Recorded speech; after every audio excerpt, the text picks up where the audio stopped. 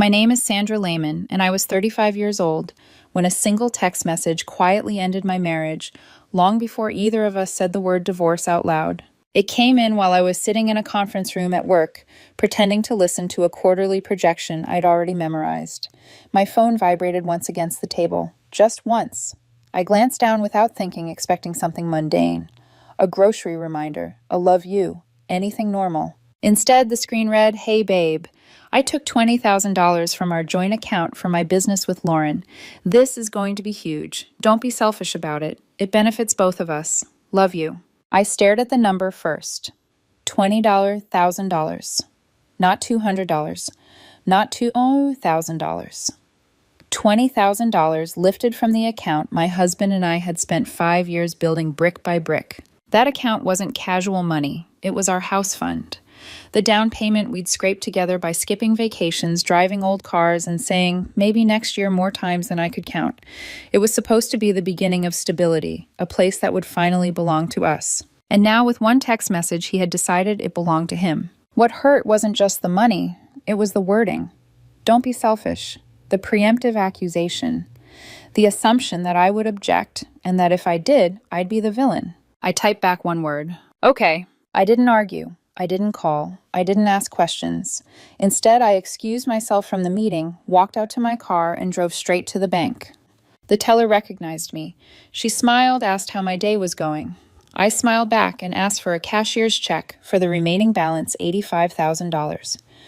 I closed the joint account, opened a new one in my name only, deposited the check. 45 minutes. That's all it took. That night, my husband came home glowing, talking fast, laughing, already living in the future he'd spent our money on. He hugged me and said he knew I'd understand. I looked at him and realized something chillingly clear. He had no idea what was coming. The silence lasted 3 days. Not the peaceful kind, the kind that hums beneath the skin tight and electric, like the air before a storm. My husband went about his routine as if nothing had shifted. He left early, came home late, made phone calls in the other room, whispered excitedly about next steps and big momentum. Always careful to keep his voice just low enough that I wouldn't hear details he hadn't bothered to clear with me anyway. I watched him the way you watch someone you suddenly don't recognize. On Friday afternoon, my phone rang. His name flashed across the screen. I answered without greeting him. "What did you do?" he shouted, skipping straight past hello. "I moved the money," I said calmly, my voice sounding distant even to my own ears. There was a sharp inhale on the other end. "You what?" I closed the joint account. A pause. Then disbelief turned to fury. "Where is it?" "In my account." Silence again, but this time stunned. "That was our money," he snapped. "You don't just get to take it." I leaned back in my chair, staring out the window. Funny. That's exactly how I felt when you took $20,000 without asking. "This is different," he said immediately. "That was for the business." "The business you didn't discuss with me," I replied. "The business you decided on without my input. The business you funded with our house fund." "I needed to pay Lauren," he said, voice rising. "The office lease is due Monday. We have contracts to sign." "You should have thought about that before you decided I didn't deserve a conversation." "Put it back," he demanded. "No." He hung up on me. 20 minutes later, the front door slammed open so hard the walls rattled. He stormed into the living room, and he wasn't alone. Lauren followed him in heels, clicking sharply against the floor like punctuation marks. She looked exactly the same as she always had. Confident smile, practiced outrage eyes, already calculating the angle of attack. "Sandra," she said, folding her arms. "This is ridiculous." "I didn't invite her to sit. I didn't even stand up." "You're sabotaging your husband's future," she continued. "Our business is legitimate." I tilted my head. "Did he tell you he took the money without asking me?" She waved it off. "It's marital money. He doesn't need permission." I met her gaze unblinking. "And I don't need permission to protect what's left from another one of your failed ventures." My husband spun toward me. "How dare you?" "How dare you?" I shot back. "Show me the business plan." They both froze. "Show me the market research," I continued. "The financial projections. The sign-in client contracts. Anything that proves this isn't just another idea you got excited about over drinks." Silence. Lauren's jaw tightened. "We don't need to justify ourselves to you." "No," I said evenly. "But you needed my money." My husband's voice cracked. "You're destroying my future." "Our future," I asked quietly. "You destroyed it the moment you treated our savings like your personal checking account." He grabbed his keys, anger spilling over into desperation. "I'm staying with my sister." "Good," I said. "You should." They left in a storm of accusations and slammed doors, but as the house fell quiet again, something inside me finally settled. This wasn't a misunderstanding. It wasn't excitement gone too far. It was entitlement. And that realization hurt far more than the money ever could. Monday morning came with the kind of calm that feels fake in hindsight, like the universe taking a breath before delivering a punch. I was halfway through my coffee when my phone rang from an unknown number. Ms. Lehman, a man said crisply, all rehearsed professionalism. This is Gregory Matthews. I represent Lauren's consulting firm.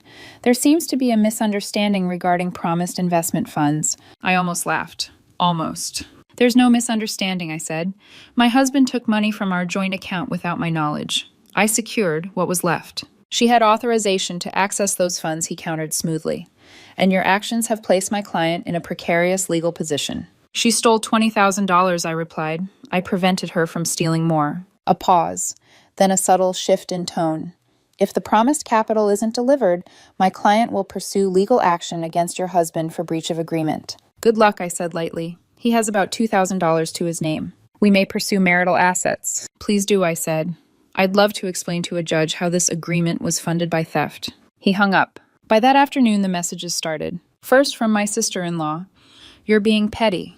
Then from my mother-in-law, marriage is about compromise. Then from his father, you're humiliating him. Compromise apparently now meant absorbing betrayal quietly. The real damage, though, didn't come from the family. It came from Lauren. On Wednesday morning, she posted on LinkedIn a long, polished paragraph about resilience and betrayal, about partners who fail to honor commitments, about having the courage to pivot when others let you down.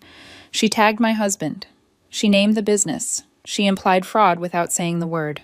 By lunchtime, the comments were brutal. Sounds like you signed contracts without funding. This is why you don't mix friendship and business. So you took money from your spouse without consent. By evening, my husband called me, his voice frantic. She's destroying me, he said. Everyone's seeing this. Clients, co-workers. You destroyed yourself, I replied. She's just narrating it badly. She's saying I promised her the money. You did. She's calling me unreliable. You were. Silence. Then quietly, I need you to help me. I closed my eyes.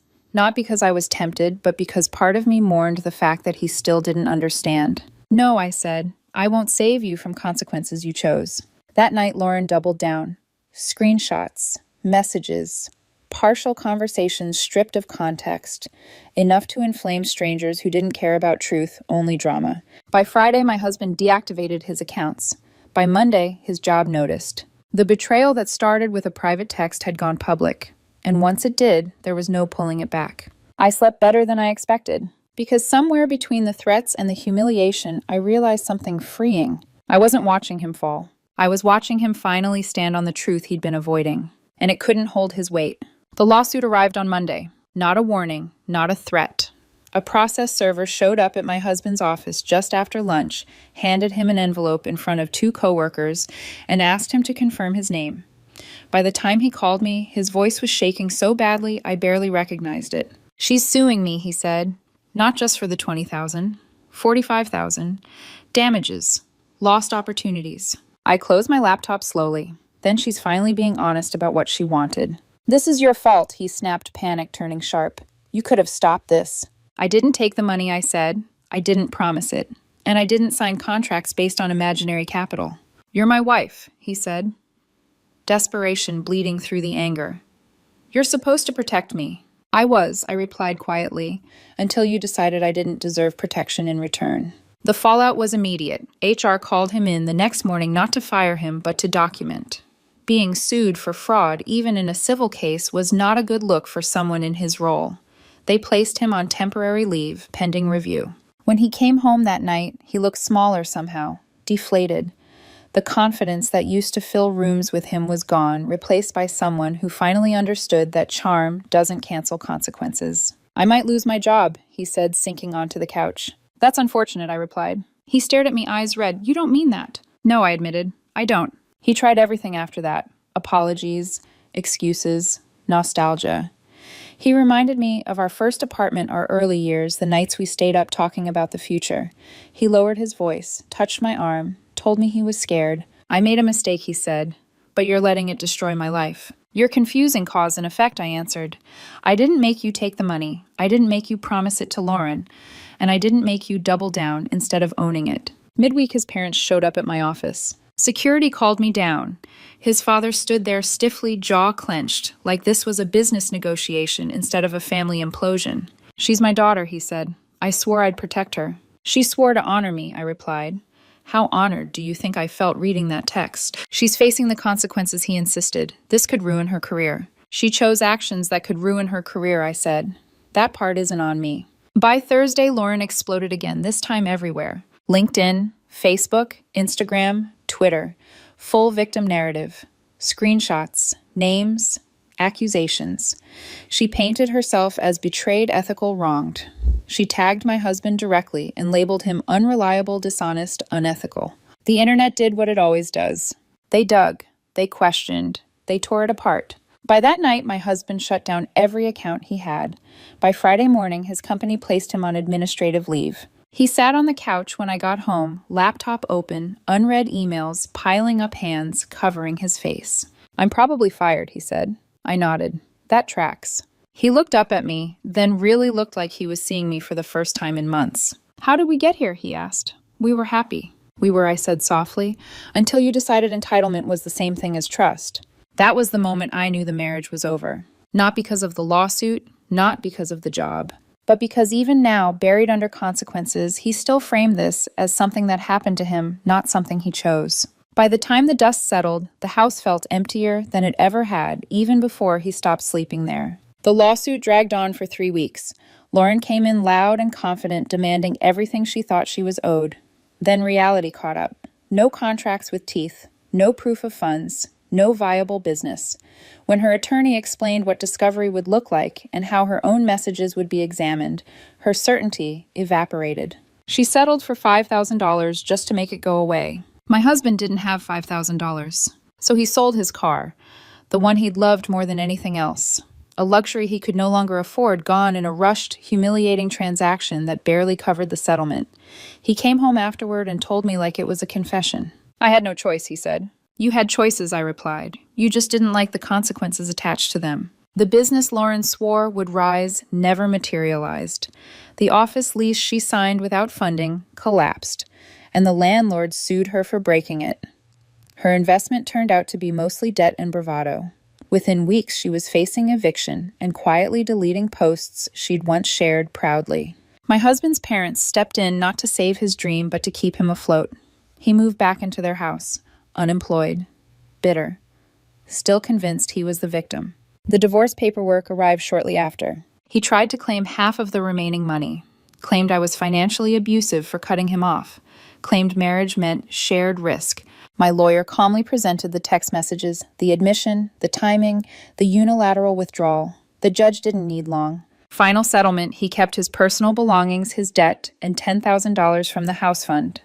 I kept the rest. $75,000 and my sanity. The night the divorce terms were finalized, he texted me. I hope you're happy. You destroyed my life over money. I replied once. You destroyed your life over money. I just refused to pay for the demolition. He wrote back that he loved me, that I loved his bank account, that it wasn't fair. Neither was stealing $20,000 without asking. I haven't heard from him since. I kept the apartment. I started looking at houses, smaller than what we planned, but mine. Funny how far $75,000 goes when you're not carrying someone else's entitlement with it. Some people say I went too far, that I should have worked it out, that marriage means forgiveness. But here's the truth. The marriage ended the moment he sent that text. Not because of the money, but because of the assumption behind it. The belief that he could take what he wanted, shame me preemptively, and expect support afterward. When someone shows you how they view your boundaries, believe them. The house fund is growing again. My job is stable. My peace is returning. And if there's one thing I learned from all of this, it's simple. Don't steal from people, especially the ones who trusted you the most. A month after the divorce papers were signed, the quiet finally felt real. Not the hollow kind that echoes when something is missing, but the steady, grounded silence of a life no longer waiting for the next impact.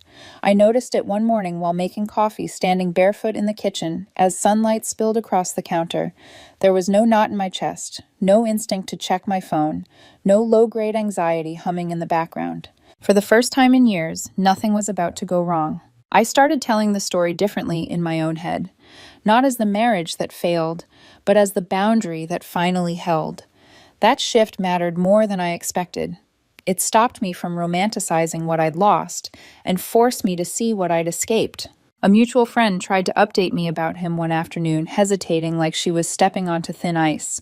I stopped her gently. "I'm not curious," I said, and I meant it. That surprised both of us. Because curiosity is often just grief in disguise, a way of reopening wounds to see if they still hurt. Mine didn't, not the way they used to.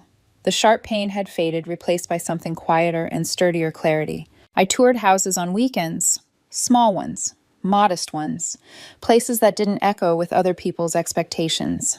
I imagined furniture that didn't have to be negotiated, colors that didn't require compromise, and futures that didn't depend on anyone else's approval. One afternoon, while signing paperwork for a pre-approval, the banker smiled and said, "It's impressive you did this on your own." I corrected her without thinking. "Not on my own," I said, "just without interference." That felt important. Sometimes late at night, fragments of the past still surfaced. The early years, the laughter, the version of him I thought I married. But nostalgia no longer fooled me. I could miss what was good without pretending it was enough. Because love without respect is just obligation wearing a softer face. I didn't come out of this story richer than I went in, at least not financially, but I came out intact, untangled, awake. I learned that boundaries don't ruin relationships. They reveal which ones were never built to survive honesty in the first place. And if there's an ending to all of this, if there's a lesson worth carrying forward, it's this. Peace doesn't arrive dramatically. It slips in quietly once you stop paying for other people's choices. I close the door at night now, knowing everything inside it is mine. And for the first time, that feels like more than enough. My name is Ruby Pierce, and I'm 31 years old.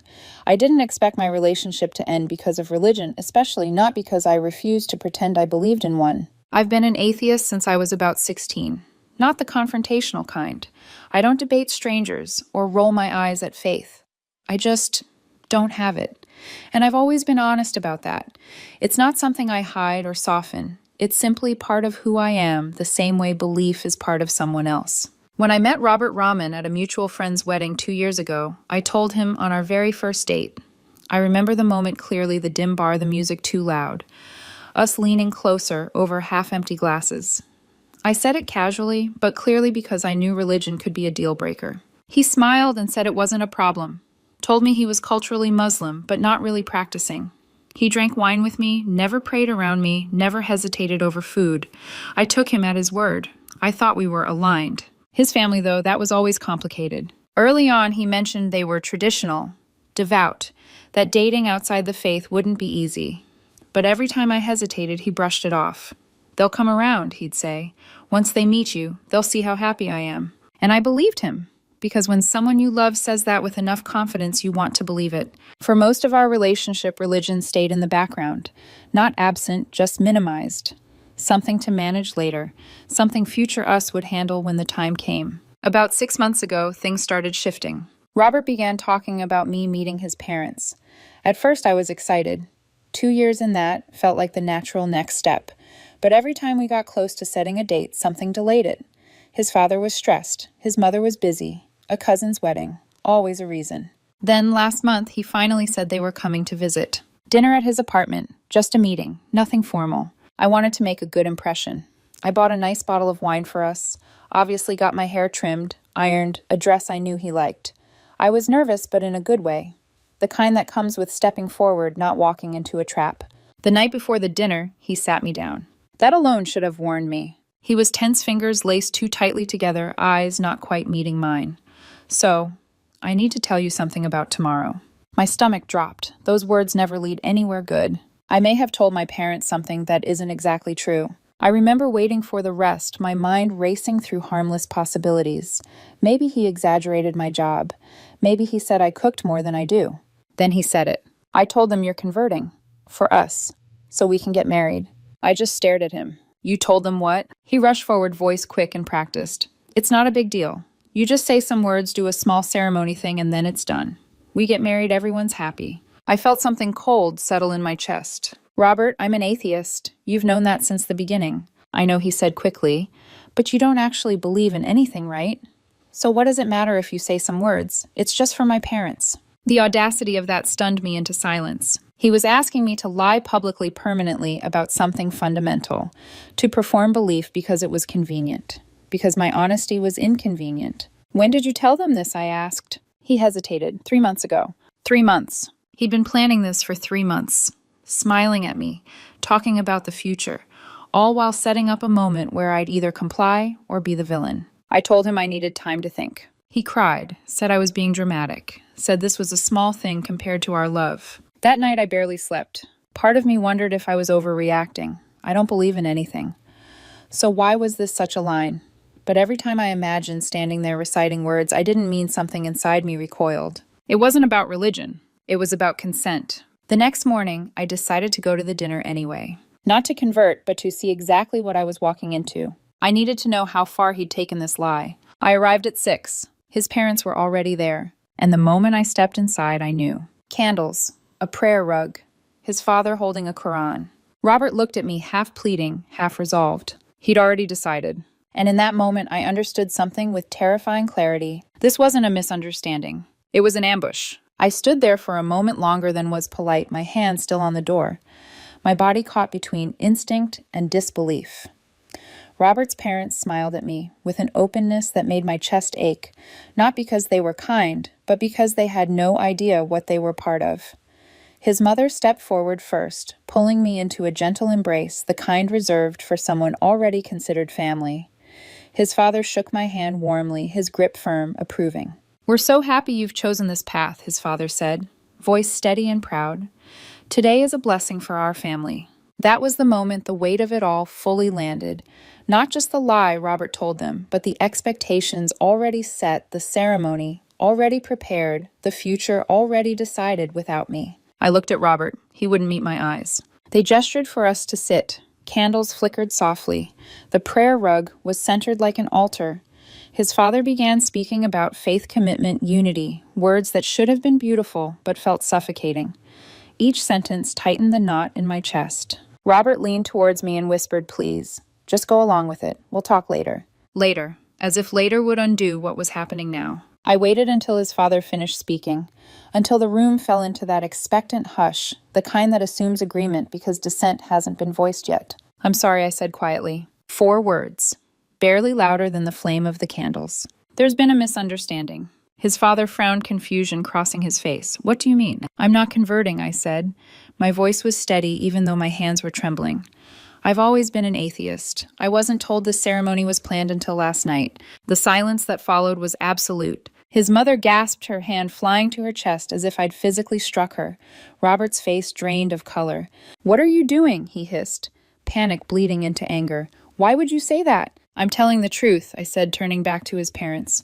"I respect your faith deeply, but I can't pretend to share it." His father's expression hardened. The warmth vanished, like it had never been there. "You have wasted our time," he said slowly, "and humiliated our family." "I didn't intend to," I replied. "I came here to meet you, not to convert. I didn't know this was planned." His mother began crying openly now, murmuring prayers under her breath. Robert stood up abruptly. "You're ruining everything," he said, his voice sharp.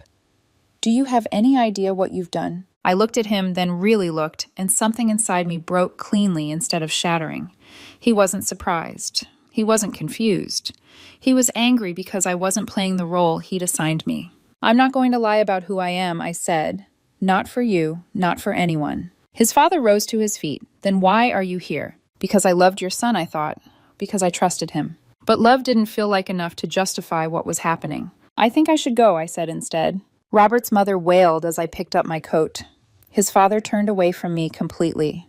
Robert followed me to the door, whispering urgently, "Just wait, please, we can fix this." "No," I said softly. "You decided this without me. There's nothing left to fix." I walked out to the sound of raised voices behind me. Arabic words I didn't understand, but didn't need to. Grief, anger, shame. They all sound the same when trust collapses. I drove home in silence. No music, no radio. Just the hum of the road and the awareness that a 2-year relationship had ended not with a fight, but with a refusal to lie. An hour later, my phone exploded. Missed calls, texts, notifications from a family group chat I didn't even know I'd been added to. Message after message accusing me of disrespect, selfishness, betrayal. His relatives weighed in one by one, building a narrative where I was cruel, deceptive, heartless.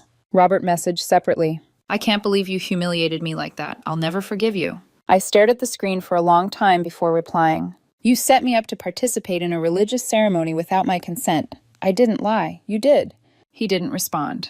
I muted the chat, poured myself a drink I barely tasted, and sat alone in the dark, realizing something terrifying and clarifying at the same time. This wasn't just about faith. It was about control.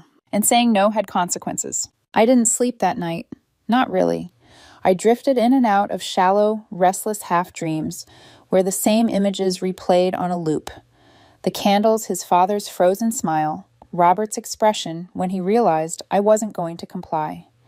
Every time I woke up, my phone was lit up with new notifications, like the fallout was still actively expanding while I lay there doing nothing. By morning, I stopped opening the family group chat altogether. I didn't need to read every message to know the theme. I'd caught enough before muting it.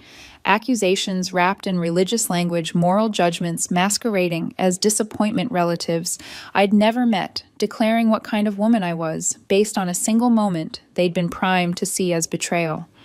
It was astonishing how quickly I'd gone from future wife to cautionary tale. Robert finally texted late that afternoon. I hope you're happy, the message read. You destroyed my family. I stared at it for a long time.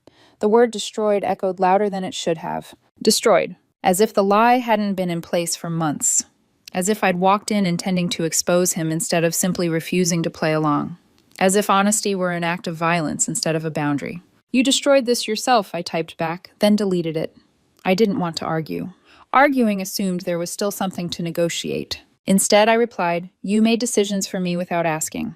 I won't apologize for refusing to lie. No response. For a while, the silence almost felt worse. At least anger acknowledges presence. Silence suggested he was already rewriting the story, not just for his family, but for himself. That's when the doubt crept in. The quiet, insidious kind that sounds reasonable when you're exhausted. Had I overreacted? I replayed the moment over and over, searching for a version where I could have handled it better. Could I have pulled his parents aside privately, asked to postpone, smiled and gone through with it, then dealt with the fallout later? But every time I followed that thought to its end, I hit the same wall. There was no private option. The ceremony was ready when I arrived. The expectations were set. The only real choices available to me were compliance or confrontation, lie or truth. And I'd chosen truth. Still knowing that didn't stop the emotional whiplash. That evening, Robert's younger sister texted me from an unknown number. I recognized the name immediately. You're a coward, she wrote. If you loved my brother, you would have stood by him. The irony almost made me laugh. Almost. Standing by someone doesn't mean erasing yourself for them, I replied, then blocked the number before she could respond. I thought that would be the end of it. It wasn't. The next morning at work, my manager asked if I had a minute. The way he said it, careful neutral, made my pulse spike. We stepped into a small conference room, the door closing too softly behind us. HR received a complaint, he said. Anonymous. Accusing you of making discriminatory comments. The room tilted. I felt cold all at once, like my body had skipped straight past fear and landed in shock. I didn't need him to say more. I already knew. I explained what I could without spilling my entire personal life.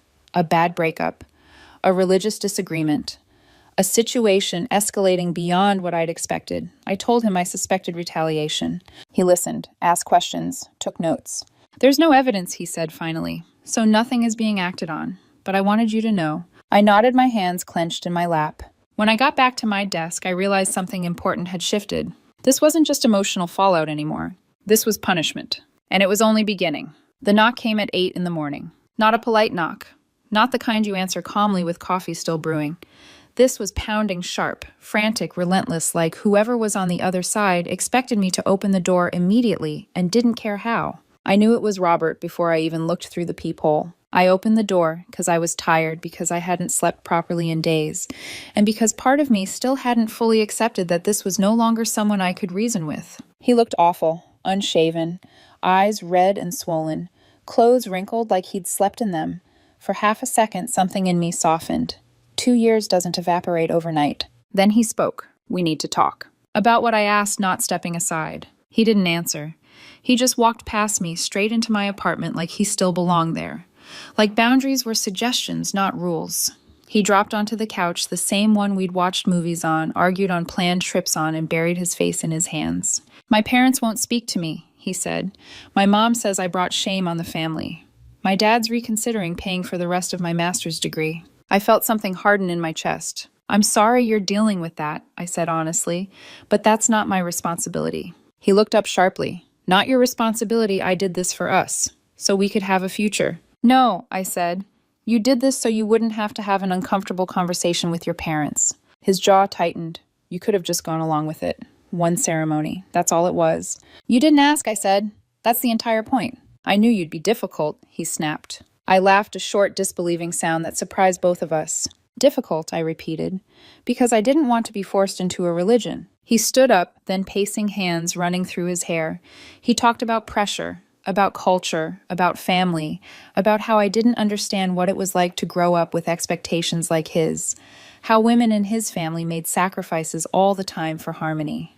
And you couldn't make one, he asked. What you asked for wasn't a sacrifice, I said. It was erasure. That stopped him. For a moment, he just stared at me, like he'd never heard the idea framed that way before. Then his face collapsed into tears again. He said he loved me, said he didn't know how to fix this, asked if we could take a break time to cool down, reassess. There's nothing to reassess, I said quietly. You made a decision for me that I can't come back from. He left with a cardboard box of things he'd kept at my place. A hoodie, some books, a charger, normal breakup debris that felt surreal given everything else. I thought that was it. I was wrong. Monday morning, the HR complaint escalated. I was formally asked to document everything. Dates, messages, context. The word retaliation was used out loud this time. By Wednesday, a mutual friend called me, voice cautious. Hey, I just wanted to ask you directly. Did you say something extreme at dinner? My stomach dropped. Robert had been telling people I went on an Islamophobic rant, that I insulted his parents' beliefs, that I showed my true colors and stormed out. It was a lie so complete, so calculated that it took my breath away. I explained, slowly, carefully.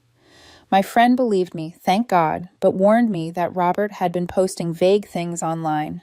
Quotes about betrayal, about wolves in sheep's clothing, about men who pretend to respect culture until they're asked to prove it. I documented everything. Screenshots, dates, times, the HR complaint, the sudden narrative shift. Because somewhere between opening my door at 8 a.m. and hearing lies spread about me, I realized something terrifyingly clear. Robert wasn't trying to fix what he broke. He was trying to punish me for not bending. And this was no longer about love at all. By Thursday, I stopped jumping every time my phone buzzed. Not because the messages stopped, but because my nervous system simply ran out of adrenaline. There's only so much constant vigilance a person can sustain before exhaustion takes over and everything dulls into a low, vibrating hum. Robert's younger sister found a new way to reach me. Different number, different tone. My brother made mistakes, she wrote, but you're punishing him too harshly. He's in therapy now because of you. Because of me. I read the sentence 3 times, waiting for it to sound different. It didn't. He's in therapy because he lied to his family for months and tried to force me into something I explicitly said no to. I replied, that's not on me. You don't understand our culture, she shot back. Family is everything. Sometimes women have to carry that burden. That word again, women. As if my role had always been clear to them, even if it had never been said out loud. He wasn't trying to hurt you, she continued. He was trying to make everyone happy. Everyone except me, I typed. She didn't respond to that. Just sent a final message calling me selfish, disrespectful, and cold, then blocked me before I could reply. Friday evening, my phone rang from an unknown number. I almost didn't answer. Something told me I should. It was Robert's father. He didn't bother with greetings. You have embarrassed my family, he said, voice flat and controlled. My son's future is in question because of you. I felt a strange calm settle over me, the kind that only comes when fear gives way to clarity. Sir, I said I was never told about the conversion plan until the night before. Your son misled both of us. She was protecting us from conflict, he replied. This is what women do for their families. No, I said evenly. She was protecting herself from hearing no. That's not the same thing. There was a pause on the line, not silence breath, anger being contained. A real woman would have handled this quietly, he said. You chose humiliation. I chose honesty, I replied, and I didn't humiliate anyone. I told the truth when I was put on the spot. You could have prevented this, he said. You could have protected his honor. I'm not responsible for maintaining honor built on lies. The line went dead.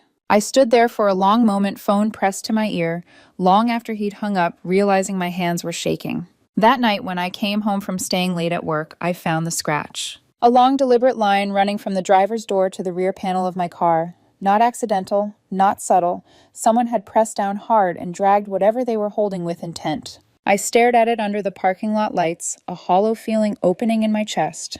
I filed a police report. The officer was polite, professional, and honest. Without witnesses or camera footage, he said there's not much we can do. I nodded. I wasn't surprised. The estimate to fix it came back the next day. $800. Not catastrophic, but symbolic. Another cost of saying no. Another reminder that my refusal had consequences they were willing to enforce. That weekend, I packed a bag and stayed with a friend. I didn't feel unsafe exactly, but I didn't feel settled either. My apartment, once comforting, now felt exposed, like the walls had thinned. Sitting on my friend's couch, watching bad action movies and pretending I was fine, I finally admitted something to myself I'd been avoiding. This wasn't just emotional retaliation. It was intimidation. And it wasn't stopping on its own. Sunday night, I couldn't do it anymore. I was sitting on my friend's couch, half watching a movie I'd already forgotten the plot of when my phone buzzed again. Another unknown number. Another message preview that made my chest tighten before I even opened it. It wasn't threatening. That was the worst part. It was pitying. I hope you're satisfied, the text read. You got what you wanted. He's broken. That was when something in me finally snapped, not in anger, but in resolve. This wasn't going to stop because I stayed quiet. It wasn't going to stop because I stayed reasonable or empathetic or understanding of cultural pressure. Silence wasn't being interpreted as grace. It was being interpreted as permission. The next morning, I called my college roommate, the one who'd become a lawyer, and used to joke that documentation was sexier than revenge. I hadn't wanted to involve him. Admitting I needed legal help felt dramatic, like admitting I'd lost control of my own life. I told him everything. The ambush, the group chat, the HR complaint, the lies to friends, the keyed car, the calls, the messages, the framing of my refusal as cruelty instead of consent. He was quiet for a long time. This is harassment, he said finally. Clear pattern. And it's escalating. My stomach twisted. So what do I do? You send a cease and desist, he replied. It doesn't mean you're suing. It means you're drawing a line. He drafted it that afternoon. I watched him work my name typed neatly at the top of a document that felt surreal in its precision. Every incident listed, every date, every piece of evidence referenced calmly clinically. No emotion, no exaggeration. Just facts. The letter demanded immediate cessation of all contact, not just with me, but with my family and my employer. It warned of potential legal action for harassment and defamation if the behavior continued. We sent it certified mail to Robert's apartment. The response came that evening. Not from Robert, from his father. You dare threaten my family with lawyers, he shouted the moment I answered the phone. His voice was shaking with rage. After what you've done to my son, what I did, I said, calmly surprising myself. With how steady my voice was refuse to convert to a religion I don't believe in. Everything after that has been your family's choice. You've destroyed his reputation, he spat. His future, his marriage prospects. No, I replied. He destroyed his own reputation by lying to everyone for months, and then lying again when the truth came out. A man protects his partner, he said. A woman sacrifices. A woman also has the right to say no, I said, and I won't be punished for it. He threatened me then, vaguely. Connections. Consequences. The kind of threats people make when they're used to being obeyed. I didn't raise my voice. I've documented every incident I told him. If anything else happens, my attorney will proceed accordingly. There was silence on the line. Then he hung up. 3 days later, the noise stopped. No more texts, no more calls, no more sister, no more father, no more anonymous complaints. Robert posted something vague about healing from a toxic relationship, about choosing peace. The comments were full of praise for his strength, his resilience. I didn't respond. I didn't correct the narrative. I didn't need to, because for the first time since the dinner, I could breathe. The cease and desist hadn't erased what happened, but it had shifted the power. And for the first time, I understood something deeply and permanently. Setting boundaries doesn't make you cruel. It makes you untouchable. The quiet that followed felt unreal at first. For weeks, my nervous system had been trained to expect impact. Another message, another accusation, another attempt to twist the story. When none of it came, my body didn't trust it. I'd reach for my phone expecting chaos and find nothing. No notifications, no new fires to put out, just silence. The cease and desist held. Robert didn't contact me again. Neither did his sister. His father disappeared from my life as abruptly as he'd entered it. The vague social media posts about healing continued for a while, then slowly tapered off, replaced by curated smiles and carefully staged normalcy. According to the extended grapevine, Robert moved back in with his parents. His master's program shifted online. Family attention redirected itself, as families like that always do, to someone else's engagement, someone else's future. I was no longer the problem they needed to solve. 2 weeks after everything stopped, I got my car fixed. $750 out of pocket. Insurance wouldn't cover it without proof. It hurt not just the money, but the reminder of how far things had escalated. I treated it like tuition. An expensive course in boundaries, consent, and what happens when you ignore red flags because love makes you hopeful. Work settled down too. My manager checked in quietly one afternoon, told me the HR complaint had gone nowhere. Whatever happened, he said, you handled it professionally. That matters. It was a small thing, but after weeks of being framed as unreasonable, selfish, or cruel, it felt like an anchor, something solid and real. I started seeing a therapist. Not because I felt broken, but because I needed help untangling the part of me that had stayed quiet for so long. The part that had accepted dismissive jokes about my atheism. The part that had let "we'll deal with it later" replace honest conversations about compatibility. She helped me see the pattern. The way Robert talked about my beliefs as temporary, negotiable, less serious because they weren't religious. The way his family was always framed as an obstacle to manage rather than people I'd ever be allowed to disagree with. The way love was used as a reason I should bend, adapt, sacrifice, but never ask the same in return. What would you do differently? She asked me one session. I didn't answer right away. I'd take myself more seriously, I said finally. I wouldn't assume compatibility just because I want it to be there. She nodded. That's growth. I rearranged my apartment, moved my desk to the window where Robert's reading chair used to be, bought a new couch leather, the kind I'd always wanted, but he said felt too much like a bachelor pad. It sounds small, but it mattered. Each change was a quiet reclaiming proof that the space was mine again. I'm not dating. People have tried to set me up. I've said no without guilt. I'll know when I'm ready. For now, I'm focused on work on friendships that showed up without conditions on learning who I am outside the shape of a relationship. Someone messaged me recently asking if I'd ever consider converting for a partner in the future. The answer is still no. Not because I look down on religion, not because I'm inflexible, but because my lack of faith is as fundamental to who I am as someone else's belief is to them. Asking me to convert is asking me to be someone else. And I already spent 2 years with someone who thought that was acceptable. Never again. If I meet someone religious in the future, the conversation will happen early. Not on the first date, but early enough that no one is building a fantasy the other person never agreed to live in. If the answers don't align, we part with honesty instead of resentment. No ambushes.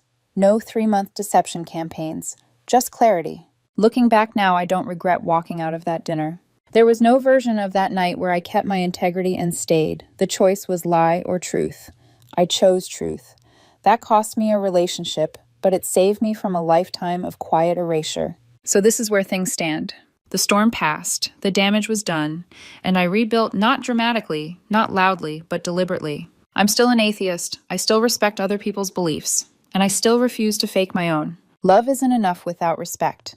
Consent isn't optional, and anyone who tells you otherwise is telling you exactly who they are. Life goes on. And honestly, it's getting better. My name is Billy Lowry, and I was 36 years old when my marriage ended in the middle of a quarterly budget review. The text came in at 2:14 p.m.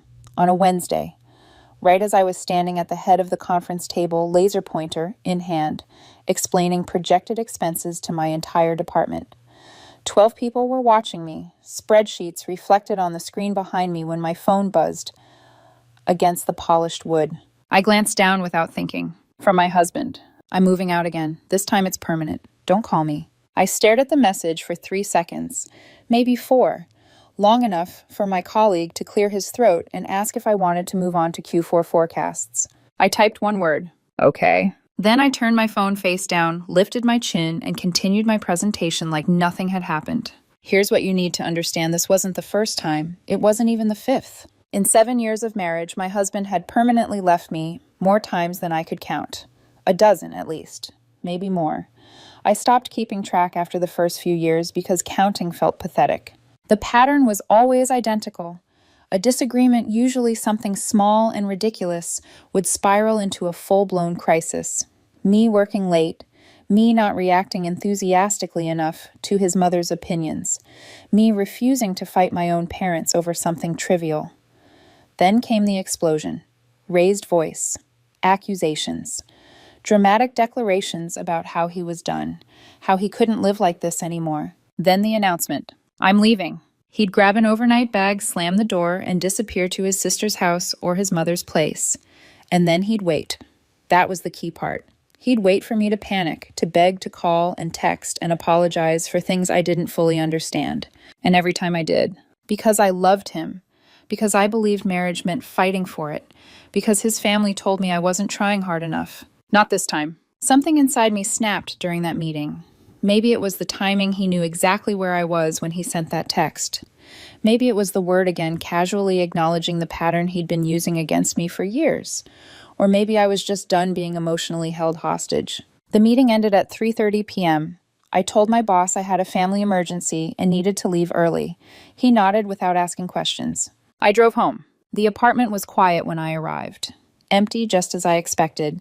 He'd taken his overnight bag, the expensive one I bought him for our anniversary trip that never happened because he wasn't in the right headspace that weekend. I stood in the living room for a moment, looking around, and made a decision. If this was permanent, I'd make it permanent. I called a locksmith. Emergency residential, I said. Can you come within 2 hours? He could. It would be $275 for rush service. Worth it. Then I started packing. Not my things, his. I was methodical, calm, focused in a way I hadn't felt in years. I started with the closet, his clothes folded neatly into suitcases, shoes bagged and labeled, belts, ties, jackets, everything separated and organized. His watches went into a small box, nothing valuable enough to worry about, mostly things he'd bought impulsively and later complained about. Bathroom next. His grooming products, razors, cologne towels, bedroom chargers he had 4, his laptop, books he never finished, the decorative pillows he insisted on but never actually used. Kitchen last. His specialty coffee gear I wasn't allowed to touch. His protein powders. His specific brand of oat milk. Each item I packed felt like removing a splinter I'd been pretending didn't hurt. The locksmith arrived at 5:45 p.m. Nice guy. Professional. Didn't ask questions. New deadbolt. New knob lock. New keys. I placed the receipt on top of the stacked boxes by the door. By 6:30 p.m., everything he owned was packed, labeled, and stacked neatly in the entryway. 14 boxes, 3 suitcases, several bags. His gym mat rolled up against the wall. I ordered Thai food, sat on the couch, the one I picked out, the one he complained about for 2 years, and watched an action movie he always mocked as immature. My phone stayed silent. That was intentional. He was waiting for me to break. At 8:47 p.m., I heard keys scratching uselessly at the lock. Confusion. Then knocking. Billy. His voice sounded annoyed. The door won't open. Is the lock broken? I walked over and opened it. He stood there with his overnight bag irritation already fading into something else when he saw the wall of boxes behind me. His face drained of color. What is this? I met his eyes. Your stuff, I said calmly. You said it was permanent. I helped make it permanent. And that was the moment everything changed. He pushed past me before I could step aside, dragging his overnight bag across the floor as his eyes scanned the entryway. The neat rows of boxes seemed to confuse him more than if everything had been scattered in chaos. Each one was labeled in black marker. Work clothes, casual bathroom tech, Miss Gee, his life reduced to careful categories. He laughed once short and disbelieving like the sight offended him. You can't be serious, he said, turning to face me. What is this? Some kind of stunt. It's exactly what it looks like, I replied. My voice surprised even me. No shaking, no cracking, just tired. You told me you were moving out. Permanently. You told me not to call. I didn't call. I packed. He stared at me like I'd started speaking another language. I was upset, he said quickly, the words tumbling out. We had a fight. You know how I get when I feel cornered. You always do this, you take things so literally. I leaned against the wall, arms folded, and felt something strange settle in my chest. Not anger, not sadness. Clarity. You texted me during a presentation I'd been preparing for 3 weeks, I said. You know how important that meeting was. You didn't call. You didn't ask to talk. You announced you were leaving. Again. He ran a hand through his hair, pacing now. It was about your mother, he snapped. She sends me a birthday card with $50 like I'm some neighbor kid, and when I say it bothered me, you defend her. You always defend everyone else over me. That's not what happened, I said. You said my mother was cheap. I said she gave what she could and that I wasn't going to start a family war over $50. That's when you escalated it into our marriage being over. He yanked open one of the boxes, rifling through sweaters like he expected to find a hidden camera. When he realized they were folded carefully, his movement slowed. The irritation on his face cracked, just slightly. I didn't mean it like that, he said, quieter now. You know I get emotional. You always come get me. That's how this works. No, I said, that's how it worked, past tense. He froze, finally looking at me again. So what? You're just done after 7 years. His voice sharpened, desperate now, over one text. I felt exhausted just standing there. Over hundreds of texts, I said. Over years of you threatening to leave every time I didn't react exactly the way you wanted. Over me begging you to stay while you waited to see how much I'd sacrifice to keep you. He scoffed, but there was panic underneath it. You're being dramatic. I learned from the best, I replied. His eyes dropped to the door, then back to the boxes. You changed the locks, he said slowly. Are you insane? This is my home. It's my apartment, I corrected. The lease is in my name. It always has been. Remember, your credit wasn't good enough when we moved in. His mouth opened, then closed. He went very still. I checked before I called the locksmith, I added. Just to be sure. For the first time since he walked in, he didn't have a comeback. You planned this, he said finally, accusation trembling in his voice. No, I said. I responded to your text. His face cycled through familiar emotions. Disbelief, anger, then tears forming right on schedule. They usually worked. They always had. I don't have anywhere to go, he said, stepping closer. I was going to my sister's, but I was coming back. I always come back, and you always take me back. Not this time. He grabbed my arm, not hard, but pleading. Please, I'm sorry. I didn't mean it. I was angry. You know how I get. Yes, I said, gently pulling my arm free. That's the problem. We can go to counseling, he rushed. I'll change. I swear. I'll do the work. I looked at him and thought about the company holiday party, the shattered phone, the screaming match at dinner, when my coworker suggested separate checks. I thought about how many times I'd heard these exact words. You've said that before, I said, and nothing changed. So that's it, he demanded, anger flaring again as fear failed him. You're throwing away our marriage because I sent one text? You sent hundreds like it, I said. This is just the first time I believed you. He stood there, tears streaming now, staring at the boxes like they'd betrayed him.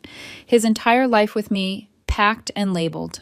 I don't have anywhere, he whispered. Call your sister, I said. Call your mother. You have options. Just not here. He grabbed 2 suitcases struggling with their weight and left without another word. The door closed behind him with a soft click. I expected him to come back for the boxes. He didn't. That night, I slept better than I had in months. I made it exactly 4 days before I realized the night he left had only been the opening act. On the second morning, after the confrontation, I was halfway out the door, coffee in one hand, work bag over my shoulder, when I heard pounding. Not knocking pounding. Sharp aggressive, like whoever was on the other side already felt entitled to be let in. I opened the door just enough to see his older sister standing there, jaw clenched, eyes wild. What did you do to my brother? She demanded. Good morning to you too, I said. She stepped forward like she was going to push past me. I blocked the doorway with my body. He's been crying for 2 days, she snapped. He can't eat. He can't sleep. You just threw him out like garbage. He texted me that the marriage was over, I replied. I took him at his word. Her laugh was sharp and cruel. You know how he is. He vents. Everyone vents. You don't end a marriage because someone says something dramatic when they're emotional. How many times has he done this, I asked. She opened her mouth, closed it, then waved a dismissive hand. That's just how he processes things. You know he had a difficult childhood. I know, I said. And I spent 7 years tiptoeing around it. She leaned in closer, eyes blazing. You're a coward. A real woman would fight for her marriage. A real woman stops fighting when she realizes she's the only one in the ring. She stormed off without another word. 20 minutes later, my phone started lighting up. Unknown numbers. Text after text. His cousins. His aunt. family friends I'd met exactly once at holidays. The messages ranged from, "How could you?" to, "You'll regret this." One simply said, "Cold-hearted bitch." Another, more creative, accused me of being a narcissist who only cared about my career. I blocked every single one. At work, it escalated. Reception called my desk around noon. "Billy, there's a woman here asking for you. She says it's urgent." I knew before I even stood up. His mother was waiting in the lobby, clutching tissues, eyes red, lips trembling, like she was auditioning for a daytime drama. The moment she saw me, she gasped. She told me everything she said. How you threw his things into trash bags, how you changed the locks like a criminal, how you humiliated him. Everything was boxed and labeled, I said evenly. The trash bags were for shoes. Her eyes hardened. "He's fragile," she said. "You know that. He needs extra care." With respect, I replied, "He's 34 years old, and he uses that fragility to control the people around him, including me." The softness vanished. "You're going to regret this," she said coldly. "He's going to take you for everything in the divorce." "Noted," I said. "Please leave." She refused. Security escorted her out while she sobbed loudly enough for half the lobby to stare. HR called me into a meeting that afternoon. I explained the situation. They were sympathetic, told me to document everything, and assured me they'd handle any further disruptions. That evening, I came home to 3 voicemails from a number I didn't recognize. His cousin, apparently. He accused me of manipulation, emotional abuse, and finally showing my true colors. The narrative was forming quickly. In their version of events, I was the villain. The cold, ambitious wife who discarded her sensitive husband for daring to express feelings. They left out the repeated threats. The door slams. The waiting games. Day 3 brought a new twist. I received an email from a lawyer, not his lawyer, a family friend concerned about the treatment of a vulnerable man. The email demanded I immediately return all of his property and warned that any attempt to dispose of his belongings would result in criminal charges. I forwarded it to a college friend of mine who specialized in divorce law. His reply came 10 minutes later. "This is hilarious. They have no case. They're trying to scare you." He helped me draft a response. Polite, professional, clear. All belongings were packed intact and available for pickup at a mutually agreed time. Nothing had been disposed of. Future communication should go through proper legal channels. On the 4th day, they showed up. All of them. His mother, his sister, and a man I didn't recognize, tall, broad-shouldered, clearly there to intimidate. I opened the door with the chain still on. "Who's he?" "My cousin," his sister said. "He's here to make sure you don't try anything." "Try what I asked. I work in finance. I'm not exactly a threat." The cousin stepped forward. "Just give him his stuff. Don't make this harder than it needs to be." I pointed behind me. "It's right there. I'll open the door. You can take it. No one comes past the entryway." "This is his home," his mother wailed. "It's my apartment," I said. "His name isn't on the lease, or the utilities, or the deposit." "Want to see the paperwork?" They spent 45 minutes loading boxes into 2 cars. The cousin accidentally dropped 1 box. I heard glass shatter. Probably his grooming bottles. I said nothing. When they finished, his mother turned back to me, eyes venomous. "You'll be alone forever. No one will ever love you like he did." "That's kind of the point," I said. The door closed. I changed the chain lock for good measure. That night, my phone buzzed from an unknown number. "I know you think you're being strong, but you're just being cruel." I didn't respond. I blocked it. This was far from over. But for the first time in 7 years, I wasn't reacting. I was in control. 2 weeks passed. Long enough for the apartment building to get involved. Apparently, his mother had called management claiming I'd illegally evicted my husband.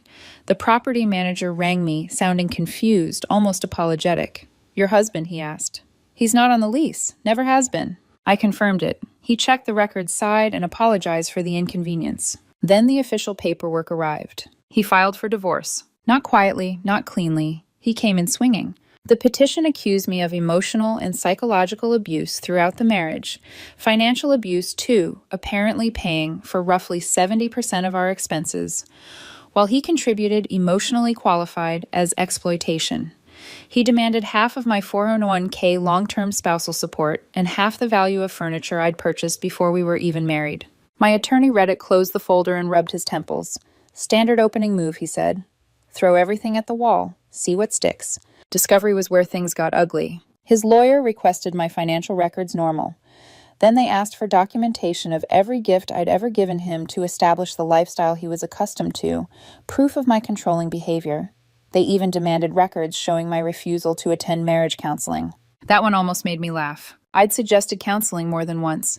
He'd refused, said he didn't want a stranger judging our relationship. I provided exactly what was required, nothing more. 2 weeks later, my younger brother called me. His voice was tight. So, your ex contacted me. I felt my stomach drop. About what? He asked if I'd testify that you were emotionally unavailable during family gatherings. Said he was building a pattern. And you said, told him to lose my number. But heads up, he's calling anyone who's ever known you. He'd also contacted a coworker, the same one whose wife he'd screamed at over dinner checks years earlier, fishing for stories.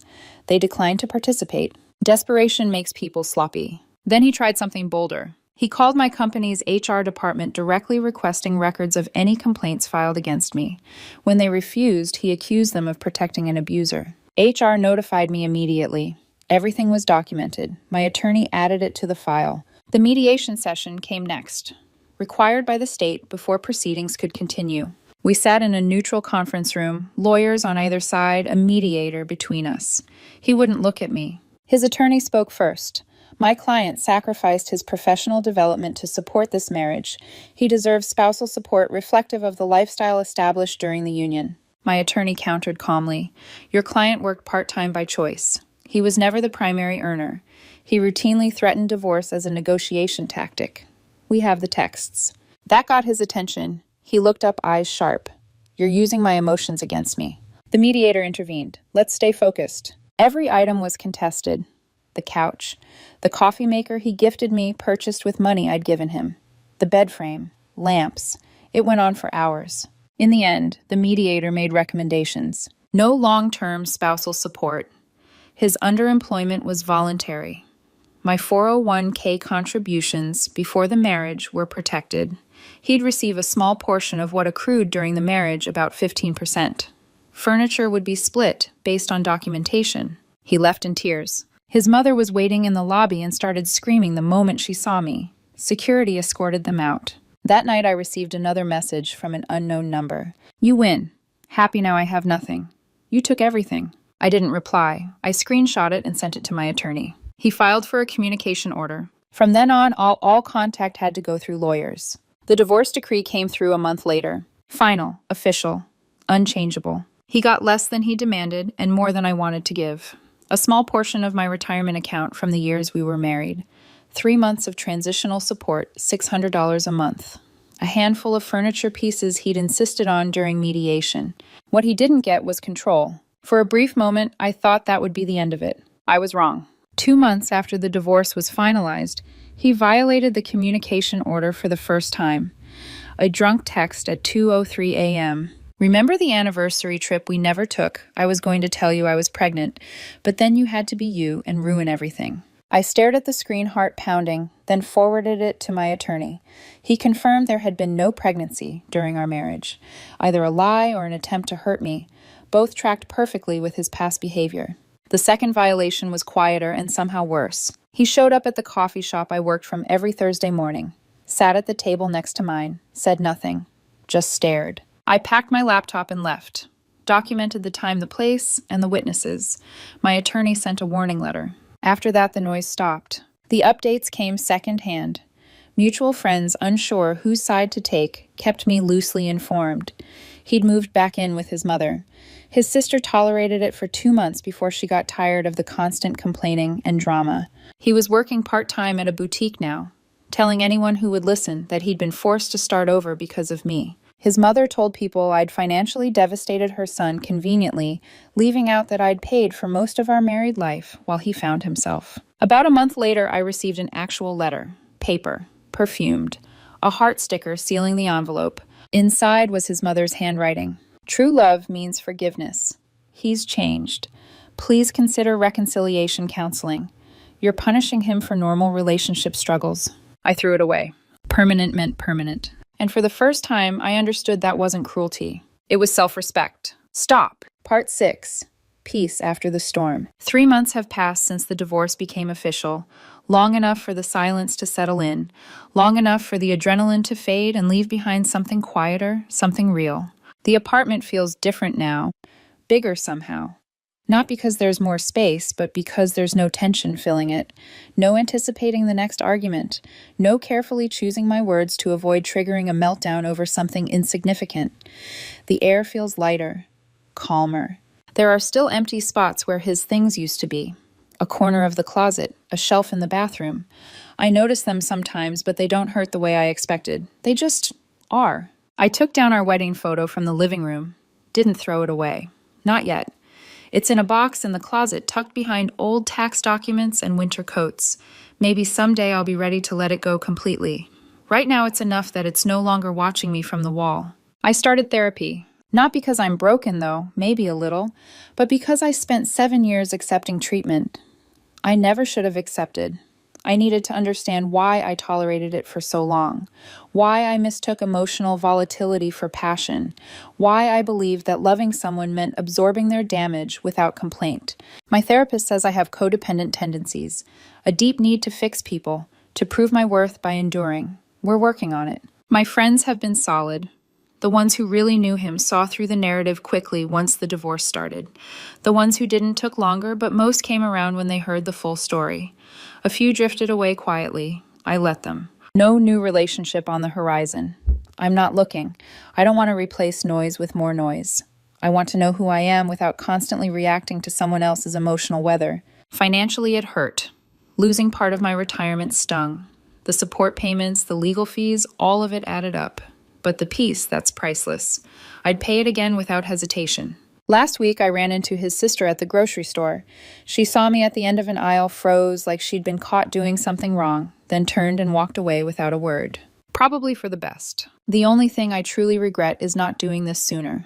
All those years I thought I was fighting for my marriage, when really, I was just teaching him that there were no consequences for hurting me, that he could threaten to leave as many times as he wanted, and I'd always chase. One text changed everything. Not his, mine. For 7 years I said, please don't go. I'll do better. What can I change? One word okay was all it took to end the cycle. He expected begging. He got boxes by the door. And honestly, that was the most satisfying thing I've ever done. If you're in a situation like this, hear me clearly. When someone shows you who they are, through repeated behavior, believe them.